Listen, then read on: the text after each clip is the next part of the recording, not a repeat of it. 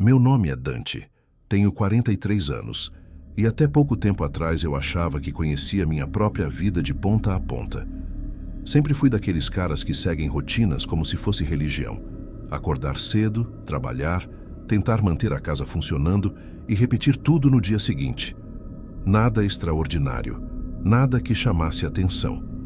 Acordo sempre antes das 5 da manhã, mesmo quando não preciso.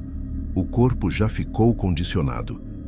Levanto devagar com aquele silêncio típico das primeiras horas, tomando cuidado para não acordar ninguém. Faço meu café forte, tomo encostado na pia da cozinha e fico olhando pela janela, enquanto o dia clareia devagar. O bairro ainda está dormindo. Gosto dessa calmaria. Era, de certa forma, o único momento realmente meu. Elisa, minha esposa, costuma acordar só depois que eu saio. Ela tem um ritmo mais tranquilo, mas é organizada, meticulosa. Nossa filha, prefiro não dizer o nome dela, já é adolescente e vive naquele mundo próprio de quem está crescendo, fechada no quarto, cheia de fones de ouvido e opiniões rápidas demais. A gente se entende do nosso jeito e, apesar de tudo o que aconteceu, meu lar sempre foi meu ponto de retorno. Sempre tive orgulho dessa estabilidade. Eu e Elisa nos conhecemos muito cedo, ainda no colégio. Não foi aquele amor explosivo de filme, mas foi uma aproximação teimosa, quase inevitável. Ela era decidida, centrada. Eu era mais calado e gostava disso nela. Fomos crescendo juntos, amadurecendo, e sem perceber, já estávamos casados, com casa própria, filha, contas para pagar e uma vida que parecia resolvida. Quando olho para trás, vejo que grande parte da minha personalidade foi moldada ao lado dela. Sempre fui muito sério com compromisso. Nunca tive essa facilidade de sair por aí com qualquer pessoa. Preciso conhecer, conversar, sentir confiança, e isso leva tempo. Eu costumava dizer que sexo casual era uma coisa que simplesmente não combinava comigo. A verdade é que eu nunca soube lidar com o vazio que vem depois. Sempre funcionou assim para mim. E durante quase 20 anos de casamento, eu me mantive firme nisso. Sim, eu já vacilei. Cheguei tarde demais algumas noites, bebi além da conta com amigos, falei besteira. Mas nunca passei do limite. Nunca dei um passo para fora do meu casamento. Era um orgulho silencioso que eu carregava comigo. No ano passado, porém, algumas coisas começaram a desalinhar. Nada brusco. Nada que desse para apontar e dizer, começou aqui. Foi aos poucos, como uma infiltração numa parede que você só nota quando já está marcada de um jeito feio. E essa infiltração, para mim, começou no dia em que eu cruzei com Priscila. Ela trabalhava perto de onde eu ficava, então nos esbarrávamos com certa frequência. Não tenho como fingir que nossa convivência foi simpática no início. A gente não se bicava mesmo. Ela tinha um jeito seco, impaciente. Eu, por outro lado, já tinha meus cansaços acumulados e não fazia questão de agradar ninguém. Trocas de olhares atravessados, frases curtas, nada além disso. Se alguém me dissesse naquela época que eu iria me envolver com ela, eu teria rido na cara. Mas o problema começa exatamente assim, quando você não percebe. O que me chamou a atenção primeiro não foi nada físico, nem um gesto dela. Foi um detalhe bobo, o jeito que ela ria sozinha, olhando para o celular. A gente podia estar discutindo sobre algum assunto do trabalho e ela simplesmente dava um sorriso discreto, meio irônico, como se tivesse lido algo muito específico. Por algum motivo idiota, esse sorriso ficou na minha cabeça. Um dia, quando cheguei em casa depois do trabalho, era início de noite, umas 19 horas, sentei no sofá e fiquei mexendo no celular sem muita vontade. A TV da sala estava no volume baixo, passando alguma reportagem repetitiva. Elisa estava ocupada em outro cômodo, e meu corpo estava naquele estado de cansaço leve em que você não quer pensar em nada. Foi aí que eu procurei o perfil de Priscila nas redes sociais. Nem sei dizer exatamente por quê. Curiosidade, talvez. Ou talvez aquela sensação incômoda de que eu não entendia completamente quem ela era. Só sei que encontrei o perfil e comecei a rolar a tela. Ela postava umas coisas estranhas, umas piadas ácidas, uns comentários que pareciam feitos para provocar alguém que nunca respondia. E, para minha surpresa, ri de algumas besteiras que ela escreveu. Naquela mesma noite, mandei mensagem. Só uma brincadeira boba sobre algo que ela tinha postado. Enviei achando que ela ia ignorar. Não ignorou. E foi desse gesto pequeno, quase sem importância, que tudo começou a se mover na direção errada. As conversas eram rápidas no início, curtas, leves. Se eu brincava, ela respondia com alguma ironia e ficamos assim por uns dias. Eu ainda lembrava que ela era grossa pessoalmente, então parecia curioso conversar com alguém que, por mensagem, tinha outro humor, outro tempo. Com o decorrer das semanas, sem perceber, comecei a me acostumar com a presença dela no meu celular. A cada pausa no trabalho, eu olhava se tinha mensagem. Quando não tinha, sentia aquela ansiedade discreta, quase ridícula, que eu não sentia há anos. Mas sempre deixei muito claro que era casado. Não escondi nada. Nunca falei mal de Elisa, nunca inventei desculpa de problemas no meu lar. Eu não queria entrar em território perigoso, só que, quando vejo hoje, percebo que eu já estava dentro dele, e bem mais fundo do que imaginei. Os beijos só aconteceram muito tempo depois. Eu tinha essa mania de querer controlar tudo, inclusive o ritmo das coisas. Não era fome de traição, não era impulso. Era uma ligação estranha que estava crescendo entre nós. Eu queria que fosse devagar, porque, por mais contraditório que pareça, eu queria sentir que aquilo tinha algum tipo de lógica interna, que não era uma coisa solta, vulgar. Nos víamos pouco, quase nada, 15 minutos no máximo, e a adrenalina desses encontros era tão forte que parecia uma segunda vida. Mas ao mesmo tempo, eu continuava seguindo minha rotina normal em casa, conversando com Elisa, levando minha filha para onde ela precisava, indo trabalhar. Tudo igual por fora, nada igual por dentro. E nesse período inicial, quando ainda estava tudo silencioso, sutil, tranquilo até demais, foi quando percebi uma coisa que só hoje consigo encarar. Nada ameaça mais um homem do que algo que cresce devagar, sem barulho. Algo que ele mesmo alimenta sem perceber. Esse foi o primeiro passo. E eu ainda estava a quilômetros de distância do que aquilo ia virar. Quando eu penso na virada real da história, aquele ponto em que a coisa deixa de ser leve e passa a virar uma corda apertando devagar o pescoço, não consigo apontar um único dia. Foi um conjunto de pequenos movimentos quase imperceptíveis que foram deixando tudo mais tenso, mais íntimo, mais errado. Depois de algumas semanas conversando com Priscila, nossas mensagens começaram a ficar maiores. Deixaram de ser brincadeiras rápidas e passaram a virar conversas longas, às vezes durando horas. Eu falava sobre meu trabalho, ela falava sobre o dela.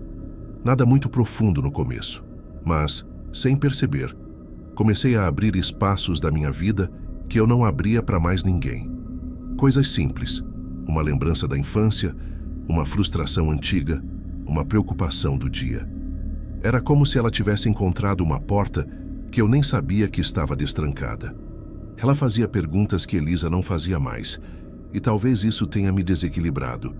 Elisa sempre foi prática, direta, preocupada com manter nossa vida organizada.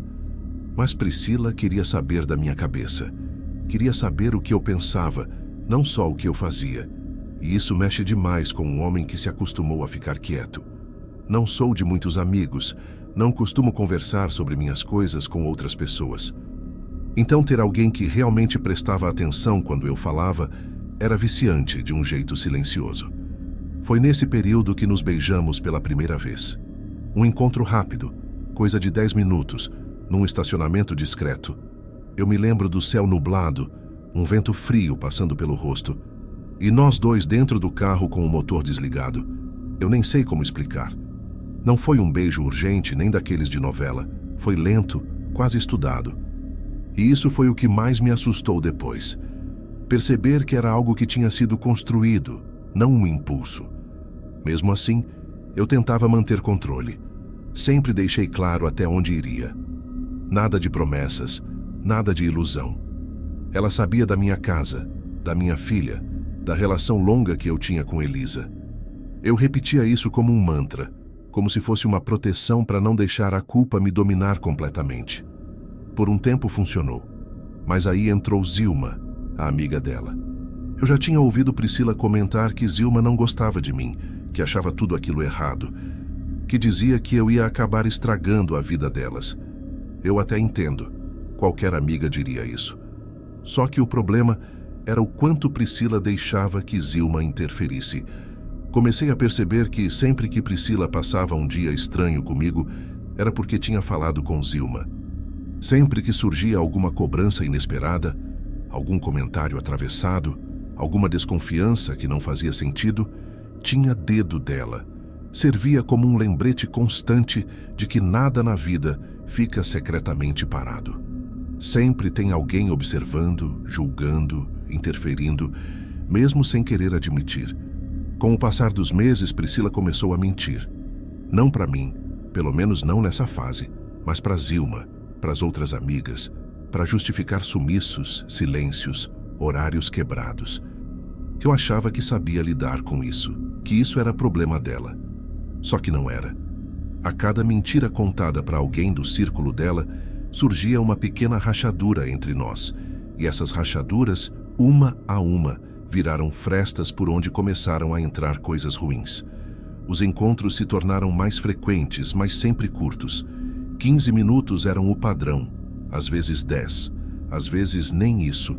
Ela dava um jeito de sair mais cedo, eu dava um jeito de inventar uma parada rápida antes de voltar para casa. A adrenalina de cada encontro dava a sensação besta de que estávamos vivendo algo especial, escondido do mundo inteiro. E isso, para quem não nota o perigo, parece bonito. Para mim, sexo não era prioridade. Sempre fui assim. Posso olhar uma pessoa por meses sem ter vontade imediata de transar. Preciso sentir algo antes. E com Priscila isso demorou. Foram 4 meses até acontecer.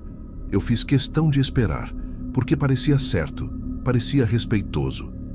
Eu queria que, se fosse para cruzar aquela linha, pelo menos tivesse peso, tivesse algum significado.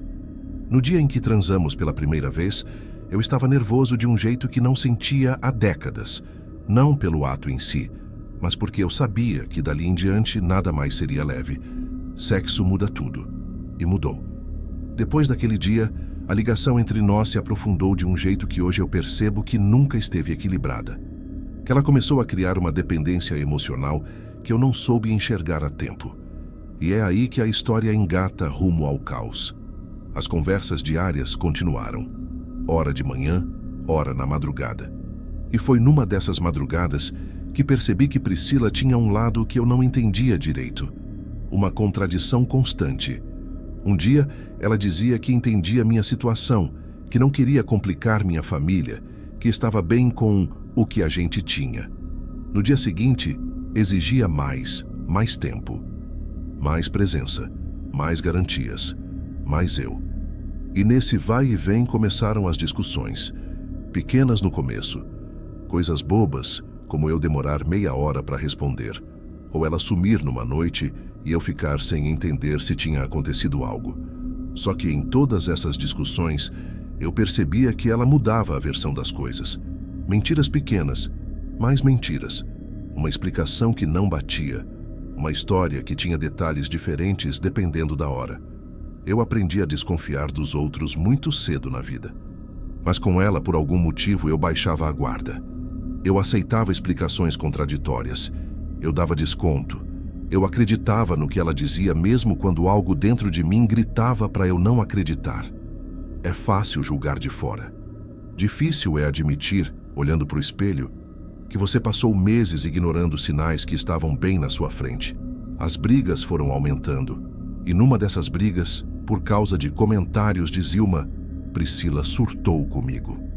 Disse que estava cansada, que não queria mais viver aquela relação escondida, que eu precisava decidir algo.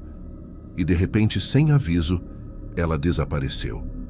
Me bloqueou de tudo.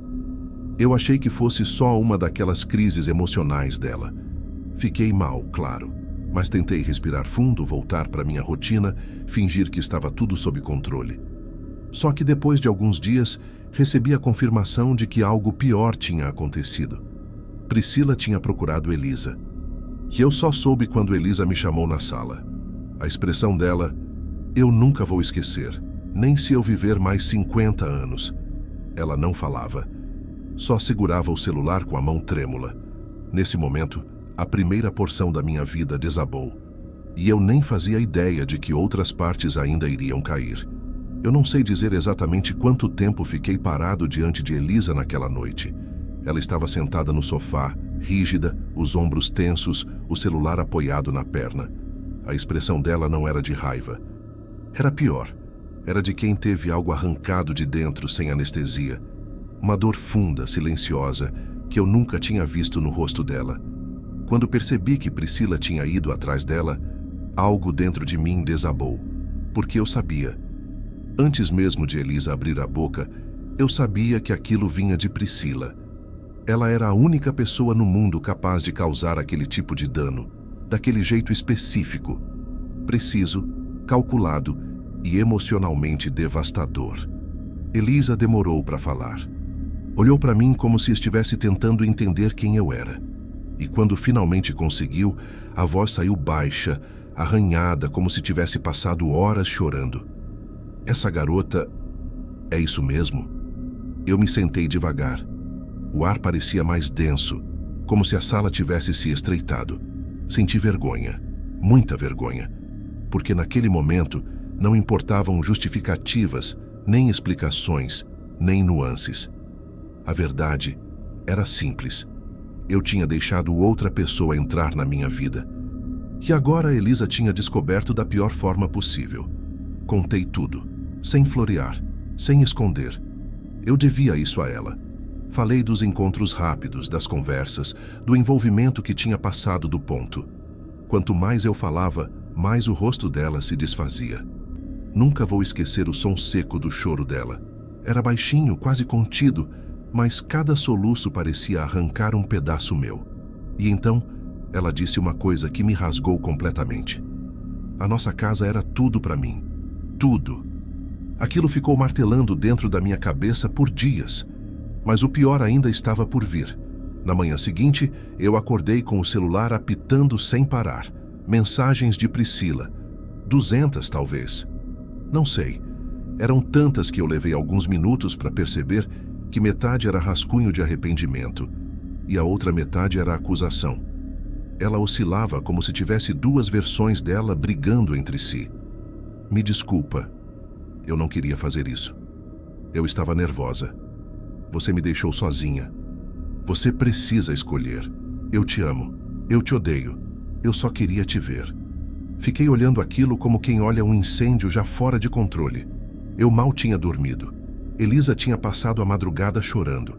E Priscila, por outro lado, parecia estar em algum estado impulsivo, como se estivesse tentando puxar todos os fios soltos ao mesmo tempo.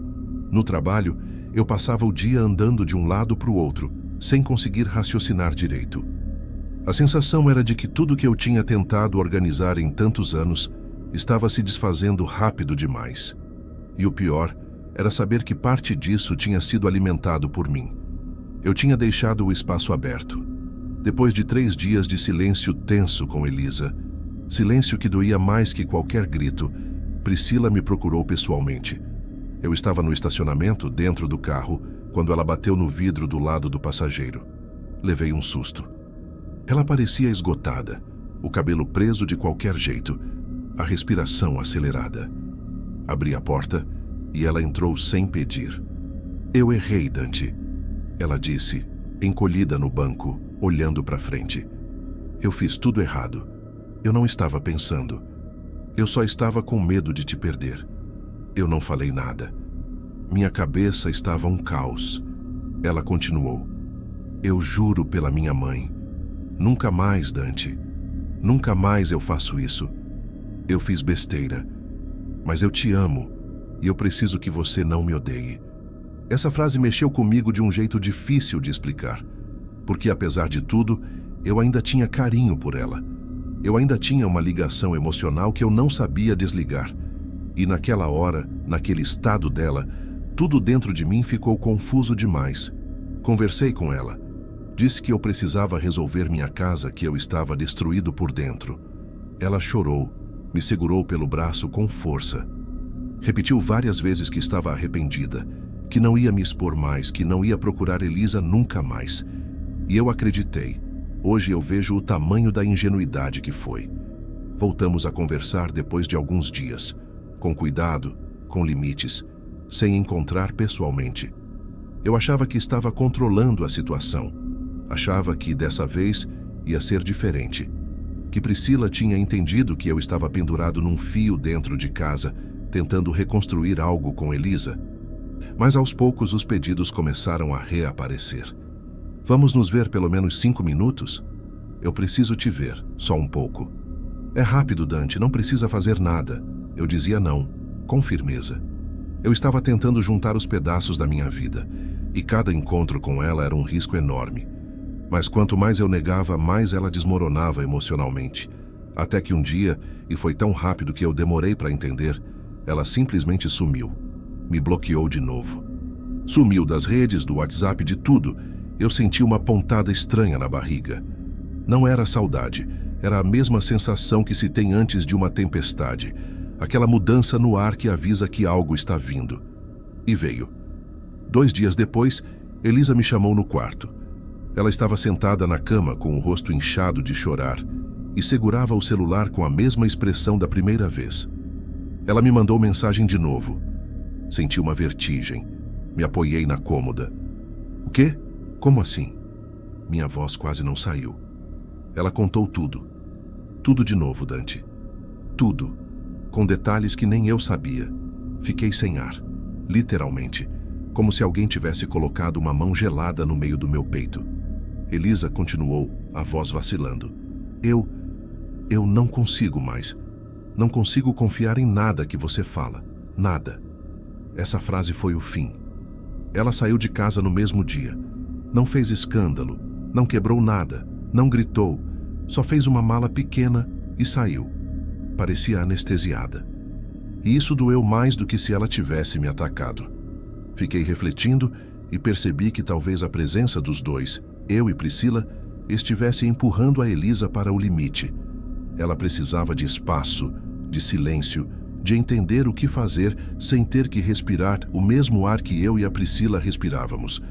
Ali, sentado na beira da cama, eu tomei a única decisão que me pareceu ética na hora. Eu deveria ir embora e deixar a casa para elas. Dei espaço para que mãe e filha pudessem se reorganizar sem a minha interferência. Avisei que ela poderia voltar, pois eu não estaria mais lá. Essa foi a última vez que conversei com ela, mesmo que brevemente.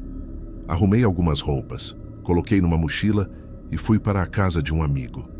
Disse apenas que precisava de alguns dias, que estava tudo bem. Não liguei para Elisa.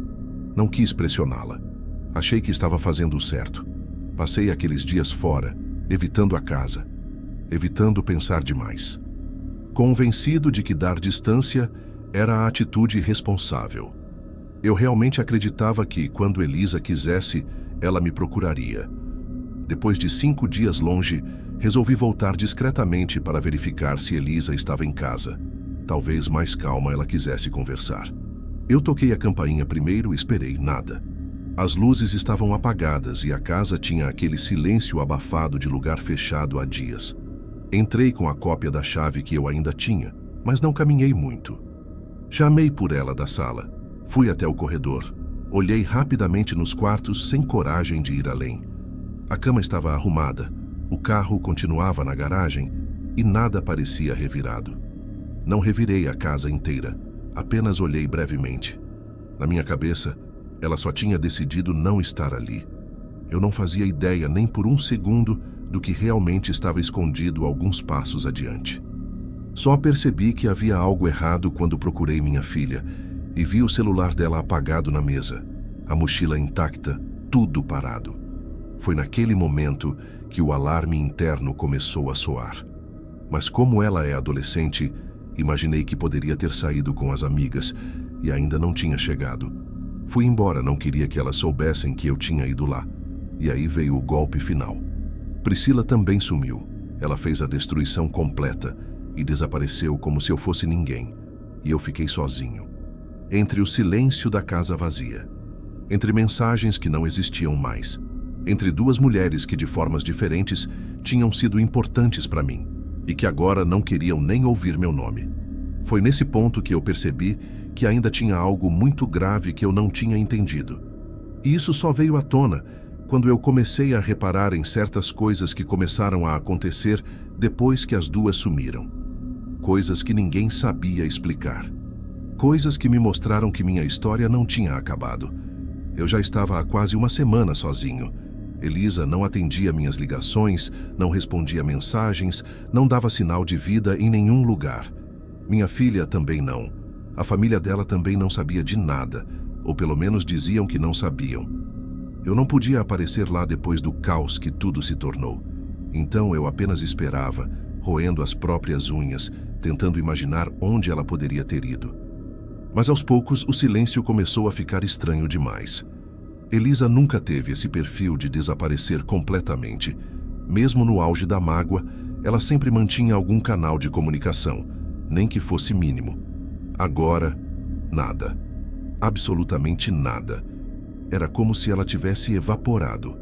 Do outro lado, Priscila sumiu no mesmo dia. Bloqueou, apagou contas, deixou o trabalho. Um desaparecimento rápido, drástico, quase planejado. Quanto mais eu pensava nisso, mais desconforto crescia dentro de mim. Era coincidência demais, sincronia demais. No começo eu tentava justificar. É só uma fase. As duas precisam se afastar. Mas essas justificativas começaram a ruir quando percebi que as roupas de Elisa que tinham sumido eram poucas, insuficientes para uma viagem longa. O carro dela ainda estava na garagem. Os cartões bancários não tinham sido usados desde o dia em que eu saí de casa. E minha filha jamais ficaria tanto tempo sem contato comigo, sem me dar notícias. Algo estava errado. Muito errado. Numa noite particularmente angustiante, decidi caminhar até a praça próxima de casa para tentar limpar a cabeça. Era tarde, quase 11 da noite, mas eu não conseguia ficar sentado sem enlouquecer. Sentei num banco, fiquei olhando para os carros que passavam, tentando decifrar alguma lógica nos meus pensamentos. Foi quando eu ouvi uma voz atrás de mim. Dante? Virei devagar e senti um arrepio. Era Zilma. Eu não a via desde a última vez que ela e Priscila tinham aparecido juntas, semanas antes de tudo explodir. Ela estava diferente, abatida, o cabelo preso sem cuidado, os olhos aflitos como se tivesse medo de algo ou de alguém. Zilma, minha voz saiu arranhada. O que você está fazendo aqui? Ela se aproximou devagar, olhando para os lados o tempo todo. Eu preciso falar com você. Eu não sei mais para quem correr. Tô te procurando já tem uns 2 dias. Aquela frase acendeu um alerta imediato em mim. O que aconteceu? Ela respirou fundo, sentou no banco, mas não relaxou nem por um segundo. É sobre a Priscila. Meu estômago virou. O que tem ela? Zilma apertou as mãos, tremendo. Você não entende no que se meteu, Dante. Você não faz ideia de quem ela é quando perde o controle. Eu tentei te avisar meses atrás, mas... Ela desviou o olhar. Eu achei que não era problema meu. Fiquei imóvel, quase sem piscar. Fala. Por favor. Zilma engoliu seco e continuou. Ela não aceita ser abandonada, nunca aceitou. Nem quando éramos adolescentes. Ela já fez coisas horríveis com pessoas que se afastaram dela. Nunca cheguei a denunciar porque... Ela hesitou novamente. Porque eu tinha medo. Medo do quê? Perguntei, sentindo o coração acelerar de um jeito perigoso. Zilma respirou fundo, como se estivesse prestes a dizer algo que guardou por muito tempo. Ela falou para mim que ia acabar com a sua esposa. Eu senti meu corpo gelar. O quê? Ela disse, Dante, disse com todas as letras, que a Elisa tinha destruído o que era para ser de vocês dois, que se você tivesse escolhido ela antes, nada disso teria acontecido. Eu achei que era só desabafo, só raiva, mas ela não é como outras pessoas. Quando ela diz que vai fazer uma coisa, ela faz. Completei sem voz. Zilma assentiu, com os olhos cheios de medo. Eu fiquei sabendo que a Elisa sumiu. E... Deus do céu! Eu fiquei apavorada. Porque a Priscila me procurou antes de sumir também. E ela não estava normal. Não estava pensando como uma pessoa racional. Ela repetia que você tinha quebrado ela por dentro, que você tinha que sentir o mesmo vazio que ela estava sentindo. O ar começou a sumir do meu peito. Eu apoiei as mãos nas pernas, tentando respirar. Zilma, onde a Priscila está? Eu não sei. Eu juro. Ela desligou tudo, mudou de número, não voltou mais para casa. Zilma fez uma pausa longa. Ela me disse que precisava resolver uma coisa antes de ir embora e que ninguém nunca mais ia atrapalhar ela de ter paz. Eu senti um embrulho no estômago que quase me fez levantar para vomitar. Você acha que ela... Minha voz falhou. Fez algo com a Elisa? Zilma olhou para mim por um segundo eterno e balançou a cabeça devagar. Eu tenho medo de que sim. O mundo pareceu desabar em volta de mim. A praça inteira ficou distante, como se eu estivesse dentro de um túnel. Zilma segurou meu braço com força. Dante, procura a polícia. Procura agora. Eu devia ter avisado antes, mas eu tinha medo do que ela podia fazer comigo também. Ela é imprevisível. É obsessiva. E se ela achou que a Elisa era o obstáculo entre vocês... Ela não terminou a frase. Eu também não consegui pedir que terminasse. Levantei de repente, sem perceber que estava tremendo. Peguei o celular e comecei a discar o número da polícia, mas minhas mãos não obedeciam direito. Zilma me encarava com horror. A sensação que se instalou dentro de mim não era mais medo. Era certeza, uma certeza fria, brutal, que eu não queria ter. A de que Priscila não tinha apenas destruído minha vida emocional. Ela podia ter ido muito, muito além. E o pior, eu já sentia lá no fundo que a verdade que estava se aproximando era muito maior do que eu era capaz de suportar. Eu fui para a delegacia sem pensar duas vezes. A madrugada parecia mais escura do que o normal, pesada, sufocante. Caminhei até a recepção com as mãos tremendo, tentando explicar ao policial o que estava acontecendo. Mas minha voz falhava, como se meu corpo inteiro resistisse a verbalizar aquilo. Falei que minha esposa e filha estavam desaparecidas. Eles anotaram tudo. O nome delas, a data do desaparecimento, a ausência de movimentações bancárias, o sumiço repentino de Priscila. E claro, o que Zilma tinha revelado. No começo, eles falaram apenas em registrar o desaparecimento. Mas quando mencionei que havia sinal de invasão emocional, ameaças de uma terceira pessoa e que minha esposa deixara documentos e carro para trás, o clima mudou. O investigador pediu licença, conversou em voz baixa com outro policial e só então decidiram que alguém deveria me acompanhar até a residência. Não era protocolo, era precaução. Quando mencionei isso, o policial ergueu as sobrancelhas, sério de um jeito que me fez gelar. Vamos enviar uma equipe à sua casa, ele disse. Eu nem entendi por quê. Não questionei. Eu apenas segui. A sensação no carro da polícia era de que eu estava preso dentro de mim mesmo, como se a parte lógica do meu cérebro tivesse se desconectado. O trajeto até minha casa durou poucos minutos, mas cada segundo parecia se arrastar com peso dobrado. Assim que chegamos, 2 investigadores desceram primeiro. Eu fiquei atrás, sendo instruído a não entrar até que eles verificassem tudo. Eu não sei explicar o que senti durante aquela espera. Estava ali, parado na calçada, olhando para a porta da minha própria casa como se ela fosse um lugar desconhecido, ameaçador.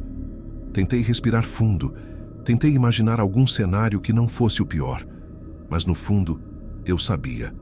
Alguma coisa terrível tinha acontecido ali. E então, um dos investigadores voltou. O rosto dele não tinha expressão, e isso por si só já era uma resposta.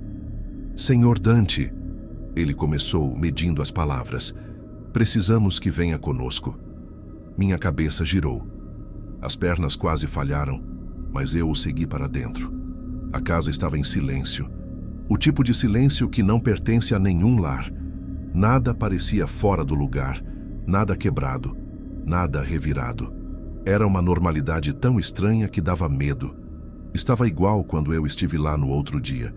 E então eles me levaram até o corredor. Eu caminhei pelo corredor como quem atravessa um pesadelo lento. Os policiais seguiam na frente, abrindo cada porta com cautela. A casa estava silenciosa demais. O cheiro do ar parado me embrulhava o estômago.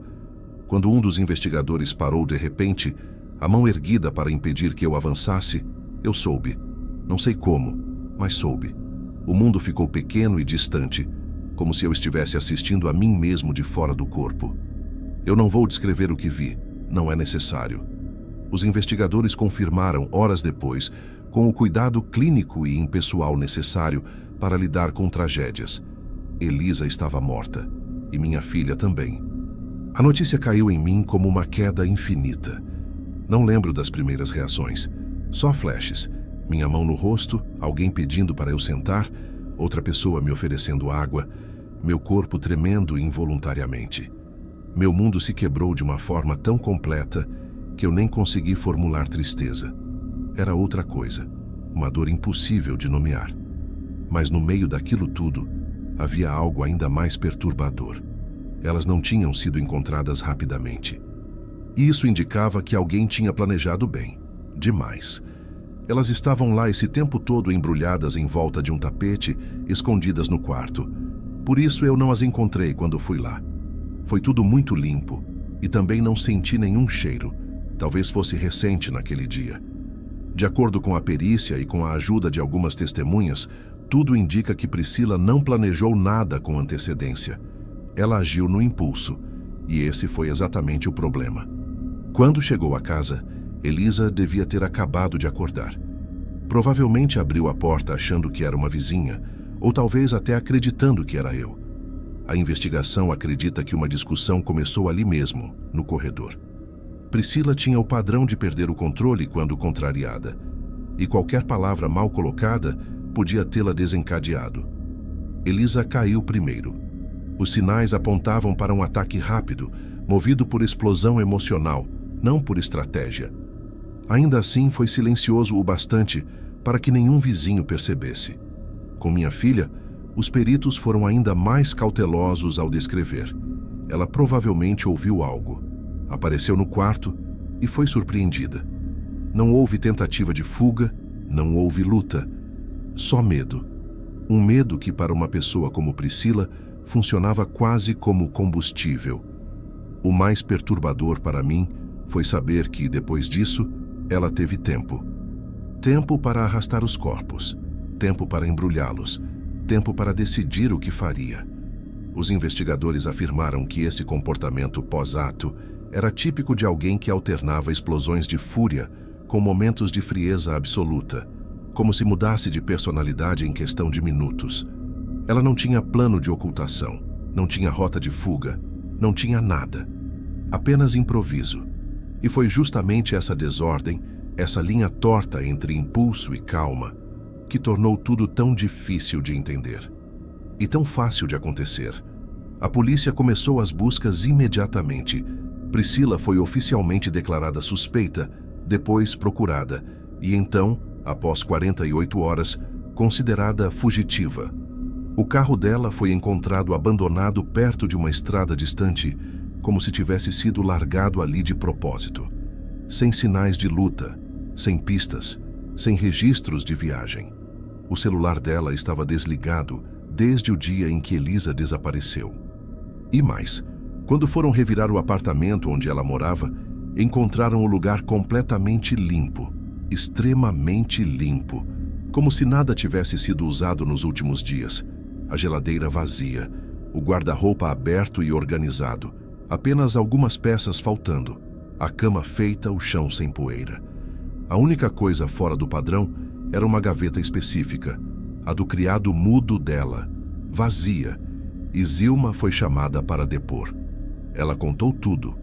Falou sobre o comportamento obsessivo de Priscila, sobre o ciúme extremo, sobre frases que ela dizia quando estava emocionalmente desequilibrada, sobre o fato de que, nos últimos dias, antes de sumir, Priscila repetia que Dante não tinha aprendido nada e que tudo precisava ser reparado pela raiz. A polícia juntou peças que eu nunca teria imaginado. Priscila tinha histórico, violações de limites, ameaças veladas, relacionamentos anteriores em que houve episódios sérios, mas nunca denunciados de verdade. Sempre abafados, sempre resolvidos entre amigos, entre vizinhos, entre parentes. Nada que tivesse chegado ao sistema oficial, até agora. Mas, apesar de tudo isso, de todas as pistas, de toda a investigação que tomou semanas, depois meses, ela nunca foi encontrada. Nenhuma câmera mostrou seu percurso completo, nenhum registro bancário indicou movimentação, nenhum contato com parentes, nada. Era como se ela tivesse evaporado do mundo com a mesma frieza com que tinha entrado nele. A polícia começou a considerar possibilidades que eu não queria ouvir: mudança de identidade, ajuda de terceiros, fuga planejada, desaparecimento voluntário e definitivo. E tudo isso se misturava com o fato de que ela tinha destruído minha vida antes de desaparecer, como se aquilo fosse o último ato de uma obsessão. Os meses seguintes foram irreais. Eu não comia direito, não dormia. A casa foi esvaziada e vendida. Eu me mudei para outro estado por recomendação da própria polícia, que acreditava que eu precisava de distância para começar qualquer coisa parecida com uma recuperação. Mas distância não cura silêncio, e o silêncio dela era o mais aterrorizante. E a pergunta que nunca consegui responder era: ela fugiu ou ela está esperando? A polícia encerrou a busca ativa depois de um tempo. Priscila segue oficialmente desaparecida até hoje. Nem viva, nem morta. Apenas desaparecida. E eu sigo vivendo com a cicatriz mais profunda que um ser humano pode carregar: a de ter amado a pessoa errada e ter perdido tudo por causa desse amor. Gostou do relato? Comente de que cidade está assistindo e se inscreva no canal. Agora vamos continuar com essas histórias arrepiantes.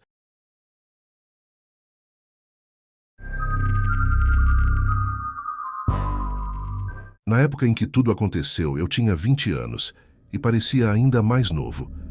Magro, alto demais para o meu próprio corpo, ombros estreitos, rosto que ninguém notava. Meu dia a dia era tão repetitivo que às vezes eu tinha a sensação de que vivia no automático.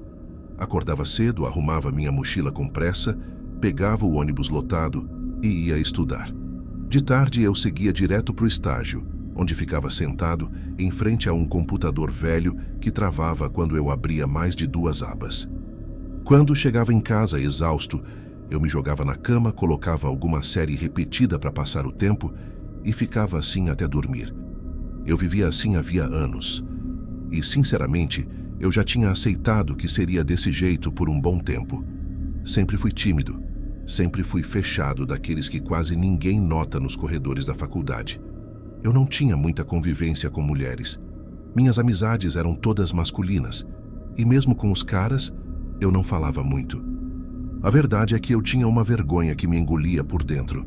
Sentia que qualquer passo que eu desse, qualquer tentativa de conversar com alguém, ia parecer forçada, ridícula, um mico.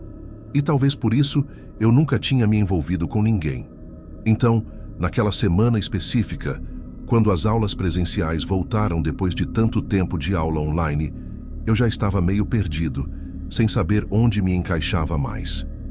As pessoas pareciam animadas, reorganizando a vida, encontrando colegas antigos, voltando para a rotina. Eu, por outro lado, só sentia que estava recomeçando do zero, sem nenhum entusiasmo. Numa tarde abafada, depois do estágio, eu fui almoçar num lugar onde sempre comia. Era pequeno, simples, com aquelas mesas de plástico que balançam se você apoia o cotovelo. Eu sentei no canto como sempre fazia.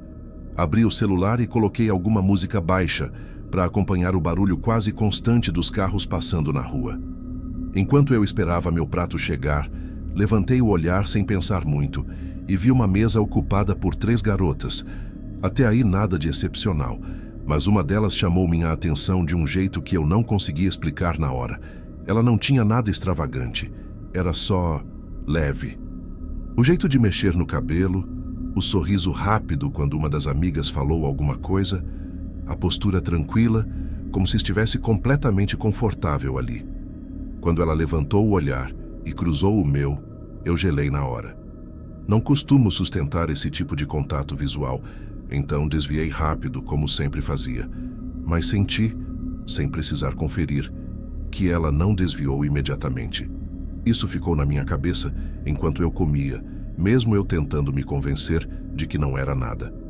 Era só um olhar, só um momento, só uma coincidência.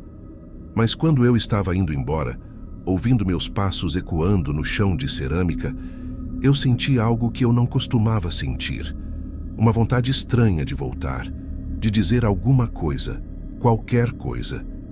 Uma coragem pequena, frágil, mas que parecia empurrar meu peito por dentro. Parecia ridículo. Eu sabia disso, mas eu estava cansado de ser sempre o cara que sente e nunca age. Então, eu me virei. Voltei até a mesa delas. Meu coração estava disparado e minha mão suava tanto que eu fiquei com medo de deixar o celular cair. Eu falei um oi meio rouco, quase inaudível. As amigas dela olharam para mim como quem não esperava aquilo, e não esperavam mesmo. Mas Viviane, que eu ainda não sabia que se chamava assim, deu um sorriso pequeno, mas sincero. Isso me desarmou completamente. A gente trocou poucas palavras. Ela perguntou meu nome, perguntou onde eu estudava. Eu respondi tudo meio engasgado. Não durou nem 5 minutos, mas para alguém como eu, acostumado a conversar pouco, aquilo pareceu enorme. Quando eu estava indo embora, ela me passou o Instagram sem eu pedir, e eu saí de lá com os passos leves de quem não acredita no que acabou de acontecer. Só que quando cheguei em casa e finalmente abri o perfil dela, a realidade caiu como um balde de água fria. Ela namorava. Tinha fotos deles juntos, viagens antigas, aniversários, declarações. O namorado dela, Breno, era a definição do que eu não era. Forte, com o corpo marcado por treino, postura segura, cara de quem sabia exatamente o que queria, e tinha 28 anos. Parecia um adulto completo, enquanto eu ainda me sentia metade de alguém. Eu fechei o aplicativo na hora. Eu sabia que não devia nem cogitar tentar conversar com ela. Eu mal tinha coragem de falar com mulheres solteiras, imagina com uma que já tinha alguém, e alguém daquele tamanho. Decidi que ia deixar pra lá. Era o certo, era o óbvio. Mas horas depois, perto de 11h30, meu celular vibrou. Uma mensagem de Viviane. Eu achei que tivesse lido errado, mas era ela mesmo. Você é bem mais engraçado do que parece. Fiquei uns segundos olhando para a tela, sem saber o que responder. Não fazia sentido. Mas aí veio outra mensagem, depois outra. E antes que eu pudesse pensar com clareza, eu já estava conversando com ela. No começo foi leve. Filmes, séries, lugares que a gente gostava de ir, histórias da faculdade, comida favorita, só papo normal, nada demais. Mas conforme o tempo passou, o tom começou a mudar de forma discreta, quase imperceptível. Ela mandava umas indiretas, umas brincadeiras que deixavam minha barriga gelada. Perguntava coisas pessoais, dizia que se divertia falando comigo, mandava foto no meio da tarde para mostrar onde estava. E eu me sentia importante pela primeira vez na vida. Me sentia visto. Desejado, talvez. Era ego, eu sei hoje. Mas na época, era como um vício. A gente conversou madrugada adentro naquele dia, e no dia seguinte, e no outro depois desse. Era constante, era envolvente, era errado, eu sabia, mas eu não queria parar. Eu só não imaginava que aquela sensação boa ia virar muito rápido a experiência mais sufocante que eu já tive, e que o momento mais perigoso da minha vida começaria justamente quando ela aceitou me encontrar pessoalmente. Sem que eu desconfiasse, naquele dia tudo já estava fora do meu controle. Depois de algumas semanas conversando todos os dias, de madrugada, de manhã cedo, no intervalo do almoço, a coisa foi ficando tão constante que parecia parte da minha rotina. Eu acordava já olhando se tinha mensagem dela. Às vezes tinha um bom dia com emoji, às vezes alguma foto boba dela indo trabalhar, às vezes só um comentário aleatório sobre algo que tinha acontecido na manhã dela. O jeito como ela falava comigo era difícil ignorar. Eu vivia numa espécie de neblina. Nada mais parecia tão interessante quanto esperar a próxima notificação com o nome dela. Foi aí que um dia, do nada, Viviane perguntou: "Você toparia me ver de novo?" Não tinha motivo para ela pedir isso. Não tinha lógica. mas eu aceitei sem pensar duas vezes. Ela sugeriu um horário mais à noite, depois que ela resolvia uns compromissos. Foi o que disse. Eu só concordei. Na minha cabeça, não existia a sombra do namorado dela, nem a pressão moral de estar entrando numa coisa errada. Naquele momento, eu só queria sentir de novo o que senti quando ela sorriu para mim pela primeira vez. A gente marcou de se encontrar perto de onde eu estudava, numa região movimentada. Lembro que cheguei cedo demais, uns 20 minutos antes, e fiquei andando de um lado para o outro, tentando controlar a ansiedade. Quando ela apareceu vindo pela calçada, com aquela postura tranquila dela e aquele sorriso curto, eu senti meu estômago virar. "Você chegou cedo, hein?" Ela disse rindo. Eu não tive nem resposta. Meu cérebro travou. Minhas palavras ficaram presas. A gente caminhou sem pressa, conversando sobre coisas simples e, por algum motivo, ela parecia ainda mais à vontade comigo do que antes. A impressão que eu tinha era que ela já me conhecia faz tempo. A gente sentou num banco de madeira perto de uma praça pequena, onde tinha um fluxo constante de pessoas indo e vindo. A conversa foi saindo naturalmente. Ela falava de trabalho, dos planos que tinha para mudar de área, das coisas que achava chatas na rotina dela. Eu escutava tudo com atenção, mas ao mesmo tempo, eu sequer lembro direito das palavras.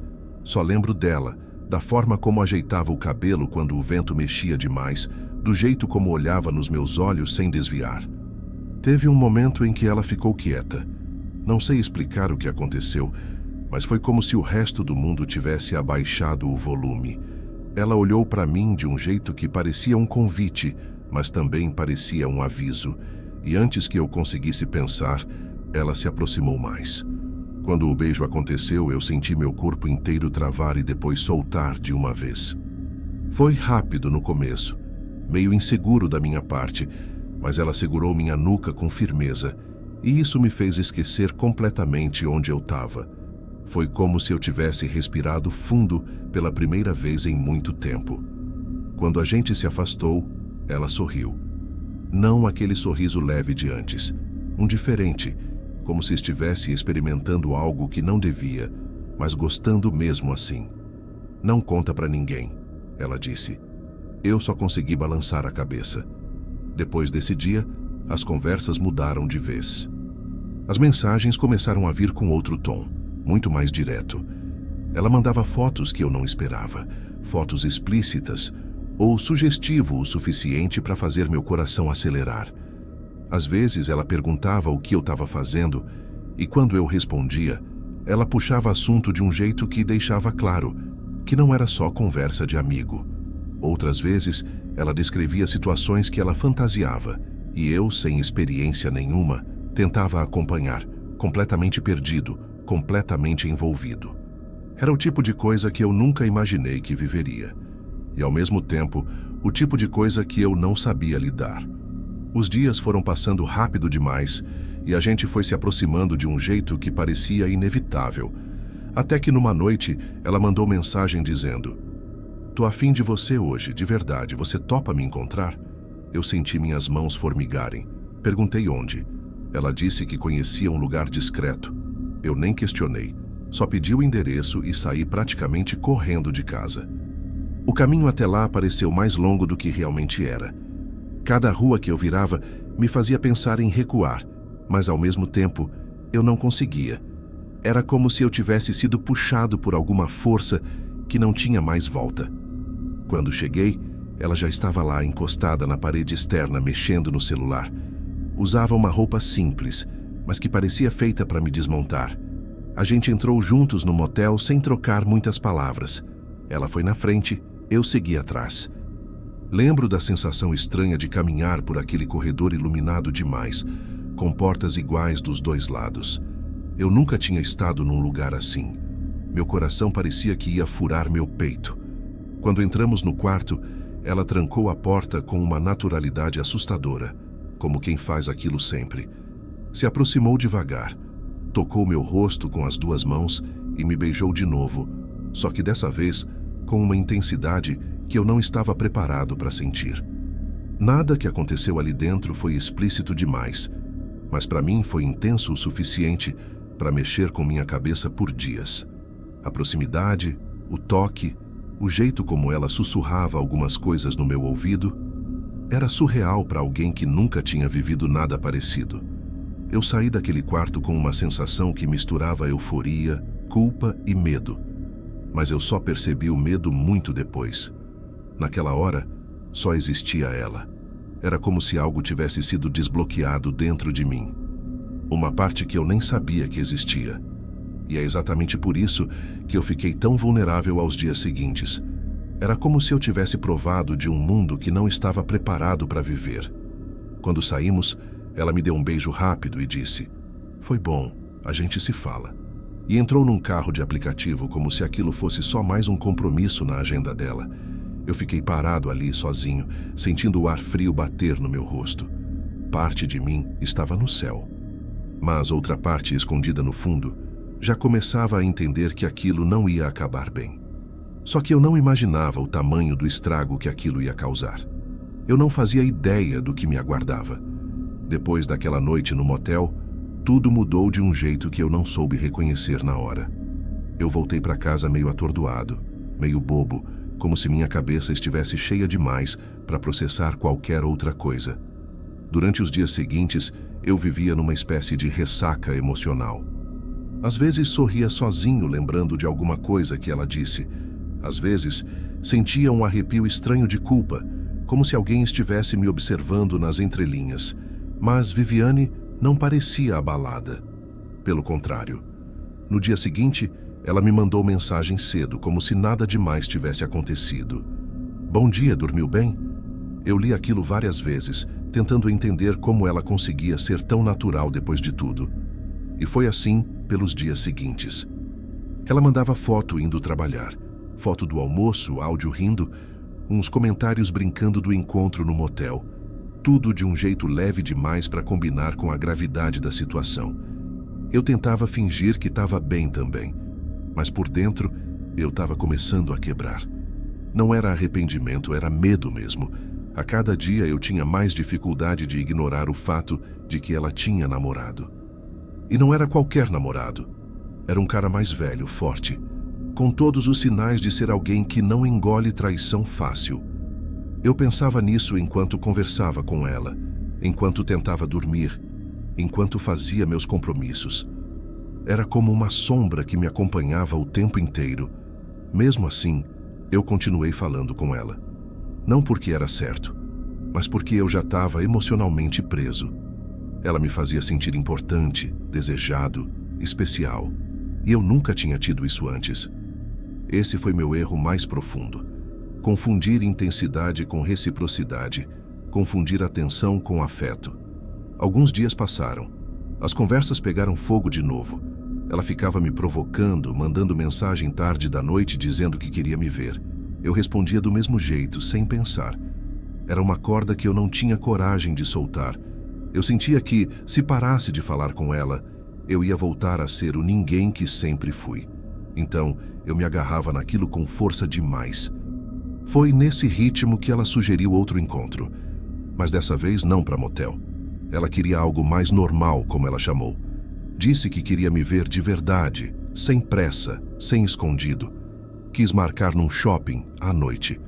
Eu achei estranho ela escolher justamente um lugar cheio de gente, público, onde qualquer pessoa poderia reconhecer ela. Ou pior, ele. Mas ela insistiu, e eu acabei aceitando. Ainda tinha uma coisa que eu tentava ignorar, mas que insistia em cutucar o fundo da minha mente. O jeito como Viviane estava diferente. Não distante, não fria, só diferente. As mensagens continuavam, mas de um jeito meio contido, quase mecânico. Antes, ela falava como quem estava se segurando para não dizer mais. Naquela semana, falava como quem media cada palavra. Eu tentei me convencer de que era só impressão minha, que talvez ela estivesse cansada, ou ocupada, ou até arrependida do motel. Mas tinha algo ali, uma tensão discreta, um tom que não combinava com ela. No fundo, eu sabia que tinha alguma coisa fora do lugar. Eu só não tinha ideia do tamanho. Eu não vou mentir. Na véspera, eu não dormi direito. Virei de um lado para o outro na cama, imaginando 1000 cenários. Desde ela chegando e me abraçando como se nada tivesse acontecido, até Breno aparecendo no meio das pessoas, me pegando desprevenido. Isso ficava martelando na minha cabeça como um alerta. E quanto mais eu tentava ignorar, mais forte parecia. Foi nesse estado que eu tomei a decisão mais idiota de toda a história. Levei um canivete comigo. Não porque eu me achava valentão, não porque eu queria usar. Eu nunca fui esse tipo de pessoa. Eu levei porque eu estava com medo. Um medo que eu tentava esconder até de mim mesmo, mas que cresceu tanto que eu acabei cedendo. Era pequenininho, daqueles que vendem em banca de camelô, e eu nunca tinha usado para nada além de cortar papelão. Mas naquela noite, ele parecia uma espécie de talismã, como se só o fato de estar no meu bolso já me deixasse mais seguro. Eu fiquei repetindo mentalmente: é só um encontro normal. Ela vai sozinha. Não tem por que ele aparecer. Para de pensar besteira. Mas eu sabia que esses pensamentos eram só maquiagem em cima do medo real. Quando cheguei no shopping, respirei fundo, ajeitei a camisa e tentei parecer o mais tranquilo possível. Andei até umas cadeiras que ficavam perto da praça de alimentação e sentei ali, mexendo no celular para fingir que estava ocupado. Era noite, mas o shopping ainda tinha bastante gente. Casais caminhando, adolescentes rindo alto, famílias jantando. Tudo parecia normal. Normal demais até. Eu demorei uns minutos para perceber que estava olhando para a porta principal o tempo inteiro, esperando ver Viviane entrar. O tempo foi passando. 5 minutos, 10, 15. Ela não chegava. Eu já estava começando a achar que ela tinha desistido quando percebi 2 figuras caminhando na minha direção. No começo, não me toquei. O shopping era cheio de gente, mas quando eles foram ficando mais próximos, uma sensação pesada subiu pelo meu estômago. Era como se meu corpo tivesse identificado o perigo antes da minha mente. No começo, pareciam só 2 caras caminhando como qualquer outra pessoa no shopping. Mas havia algo no jeito deles. O passo firme, o olhar fixo, a postura tensa, que fez meu corpo reagir antes da minha mente. Senti um frio súbito no estômago, como se meu instinto soubesse quem eram antes mesmo de eu reconhecer os rostos. Um deles eu reconheci na hora. O outro eu nunca tinha visto, mas parecia claramente alguém que tinha vindo com ele. Eu senti meus músculos travarem. Meu cabelo arrepiou. O canivete pesou no meu bolso, como se tivesse virado chumbo. Eu ainda estava sentado quando o choque bateu de verdade. Não era Viviane chegando, era o namorado dela.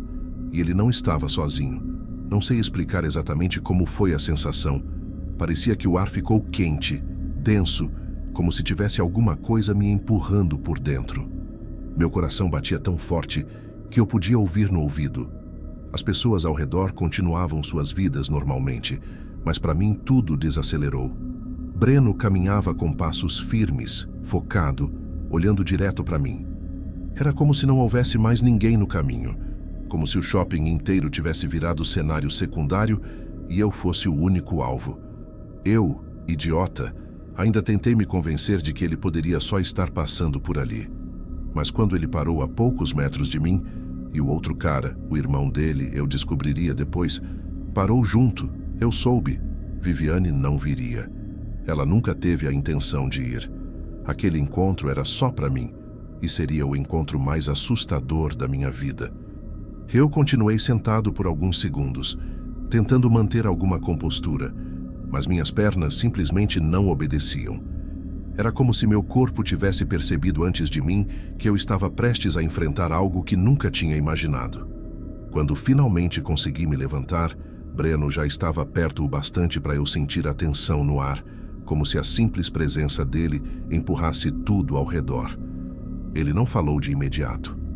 Só me encarou, analisando cada centímetro meu, como se estivesse medindo o tamanho da confusão. O irmão dele ficou atrás, com os braços cruzados, atento. Não parecia alguém ali para conversar. Parecia alguém ali para garantir que o estrago seria eficiente.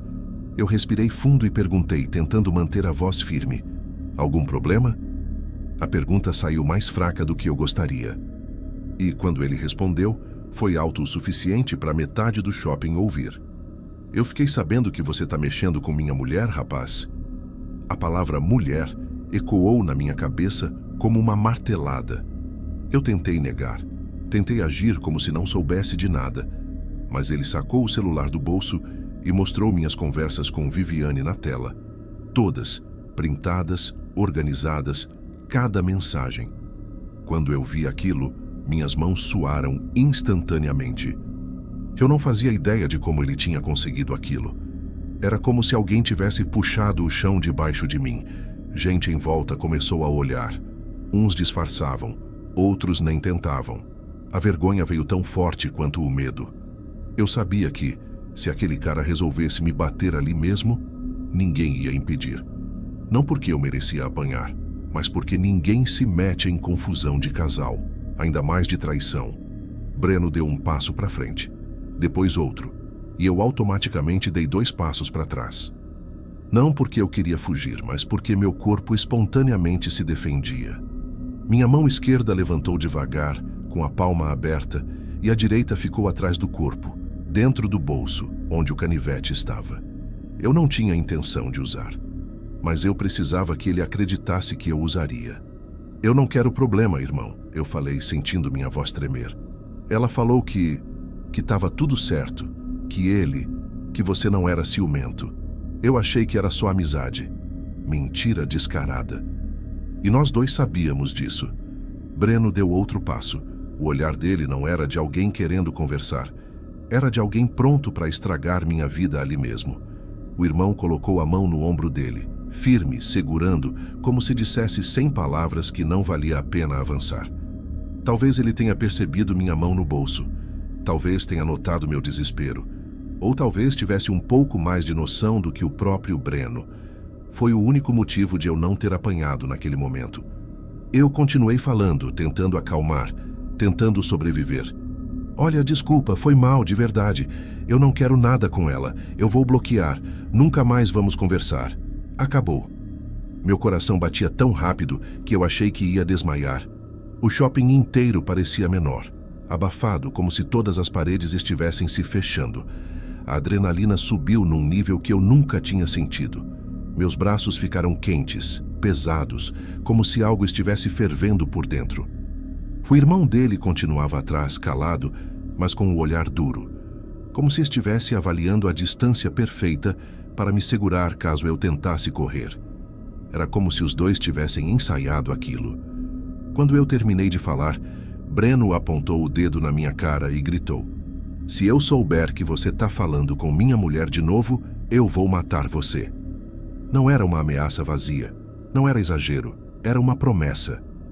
Eu notei que, apesar dos gritos, Breno não cruzava a linha de partir para cima de mim. Talvez fosse justamente por estar num shopping, cheio de câmeras, seguranças circulando, famílias passando. Ele parecia controlar a raiva com um tipo de frieza estranha, como se tivesse decidido que me humilhar ali, na frente de todo mundo, era punição suficiente. E por isso mesmo ninguém se aproximou para ajudar. Não era uma briga física, era só um homem explodindo em cima de outro. E isso, para quem assistia, ainda era assunto de casal. Ele virou de costas e saiu andando com passos largos, enquanto o irmão o acompanhava sem tirar os olhos de mim. Eu fiquei ali parado, sem conseguir mover um músculo. Senti o ar travar no peito, como se eu tivesse esquecido como respirar. Minhas pernas estavam bambas, meus dedos tremiam. A sensação era tão intensa que eu realmente achei que ia cair. Quando finalmente consegui dar um passo, percebi que as pessoas ainda olhavam. Algumas com pena, outras com julgamento, outras com aquela curiosidade mórbida de quem acabou de assistir uma cena feia e não sabe como reagir. Eu saí andando sem rumo, só querendo sumir dali. A cada passo, eu sentia o peso da realidade caindo nas minhas costas. Peguei o celular e vi que Viviane já tinha me bloqueado. Automaticamente, bloqueei ela também. Apaguei prints, conversas, fotos, tudo. Como se eu quisesse deletar aquela parte da minha vida, como se fosse possível. Passei o caminho inteiro de volta para casa tremendo. Não de frio, de medo. E a verdade é, Eu não sei o que teria acontecido se o irmão dele não tivesse segurado. Eu não sei se eu teria coragem de usar o canivete se ele realmente tivesse vindo para cima de mim. Eu acho que não, acho que eu só teria apanhado feio. E dependendo do nível da raiva dele, talvez nem teria voltado para casa andando. Por dias, eu fiquei paranoico. Qualquer barulho de moto passando na rua, eu achava que era ele. Qualquer cara mais forte no transporte, eu achava que estava me olhando estranho. Meu estômago embrulhava só de lembrar do olhar dele a poucos centímetros do meu rosto. Eu não contei para ninguém, nem para os meus amigos, nem para minha família. Era uma vergonha que eu não sabia como explicar e um medo que eu não queria reviver em voz alta. A ficha só caiu completamente semanas depois. Eu tinha quase destruído minha vida por causa de uma carência, de um elogio, de uma atenção. Me coloquei em risco à toa. Me deixei ser levado pela emoção mais idiota possível. E por quê? Porque eu queria me sentir desejado. Essa foi a lição que eu aprendi da pior forma. Quando alguém comprometida busca algo fora, não é você que ela quer. É a atenção, é o ego, é a adrenalina. E você vira só a peça descartável da história. Foi só meses depois, quando reencontrei Viviane por acaso, e ela finalmente conseguiu falar comigo sem olhar por cima do ombro, que a verdade inteira veio à tona.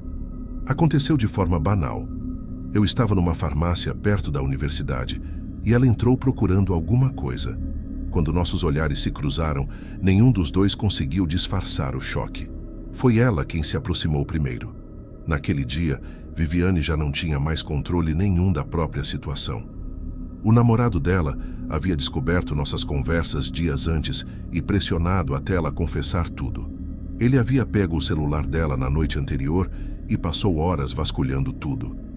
Ele tinha printado não só as mensagens, mas também horários, áudios, fotos, tudo, organizado como se estivesse montando um dossiê. Era assustador perceber o nível de obsessão que ele tinha por ela. E agora, por mim. Ela não queria me entregar. Isso ficou claro quando a voz dela começou a falhar. Mas também não tinha escolha. Ele a obrigou a marcar o encontro em um lugar público, onde seria seguro para ele me confrontar sem chamar atenção. Então, quando ela confirmou o shopping, não foi porque queria me ver.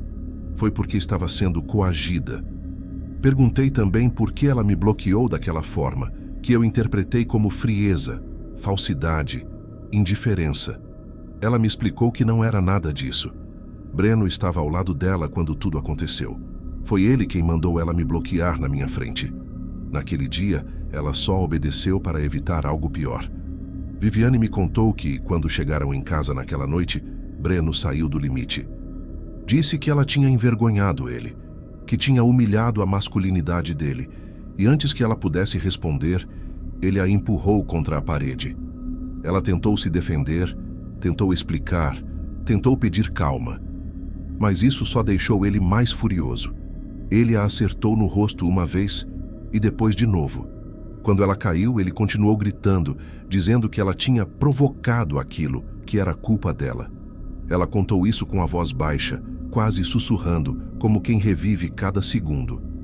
E pela primeira vez, eu entendi que a história não tinha destruído só a minha vida.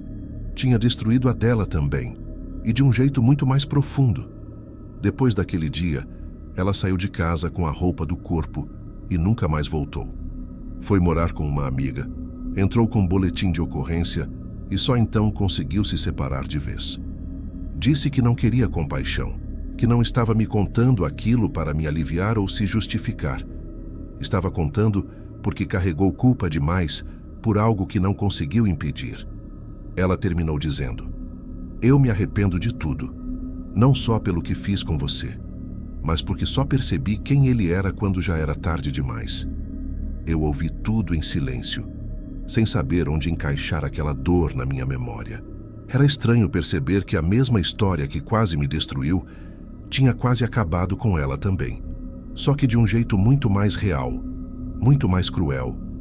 Ela disse que só estava me contando aquilo agora porque pela primeira vez sentia que podia falar sem medo dele descobrir, que precisava tirar aquilo do peito, não para que eu a perdoasse, mas para que ela própria conseguisse seguir em frente. Fiquei alguns segundos sem saber o que dizer. Era estranho. Durante meses eu tinha carregado uma mistura confusa de raiva, medo e saudade dela. Mas ouvir aquilo da boca da própria Viviane virou tudo de cabeça para baixo. Eu percebi que, por mais que eu tivesse sido machucado naquela história, ela tinha saído muito mais ferida do que eu. E pela primeira vez desde que tudo aconteceu, eu senti algo simples, quase óbvio. Pena não era amor. Desejo não era amor. Nem aquela carência antiga que ela tinha preenchido por algumas semanas. Eu gostei dela, sim. Talvez até tenha confundido isso com algo maior. Mas ali, olhando para ela, mais magra, com o olhar cansado, tentando juntar forças para se manter de pé, eu entendi que o que eu tinha sentido não sobreviveria à realidade. Era só uma lembrança, um eco de uma versão minha que já não existia. Eu disse que esperava que ela ficasse bem, de verdade. Ela sorriu, um sorriso curto, agradecido. Não era o sorriso que me desmontou meses antes. Era o sorriso de alguém que estava tentando sobreviver. E quando ela virou de costas e foi embora, eu senti uma coisa que não esperava sentir. Alívio. Alívio por ela estar viva. Alívio por eu ter saído daquela história. E principalmente, alívio por perceber que aquela parte da minha vida finalmente tinha ficado para trás. Eu não sei se superei é a palavra certa. Superar sugere que um dia aquilo ainda me pesava. Mas a verdade é que naquele instante eu percebi que o que eu sentia por ela já não cabia mais em mim. Era como uma roupa velha que eu tinha usado demais e que já não servia. Saí dali mais leve do que entrei. Não porque tudo tinha acabado bem, nada ali tinha terminado do jeito certo, mas porque pela primeira vez eu consegui olhar para o passado e não sentir medo, nem culpa, nem aquela vergonha sufocante. Só consegui sentir que aquilo tinha sido uma história que aconteceu comigo, não uma história que me definia. E isso, para mim, foi o verdadeiro fim. Até hoje, quando eu lembro do momento em que ele apontou o dedo no meu rosto e gritou que ia me matar, meu estômago embrulha. E se eu puder deixar algum conselho para alguém que esteja indo pelo mesmo caminho idiota que eu fui, é esse. Não se envolva com quem já tem alguém. Não importa o quanto pareça inofensivo. Não importa o quanto te faça se sentir especial. No fim, quem mais pode sair destruído é você. Essa história aconteceu há muito tempo, mas eu nunca esqueci. E espero que você também não esqueça.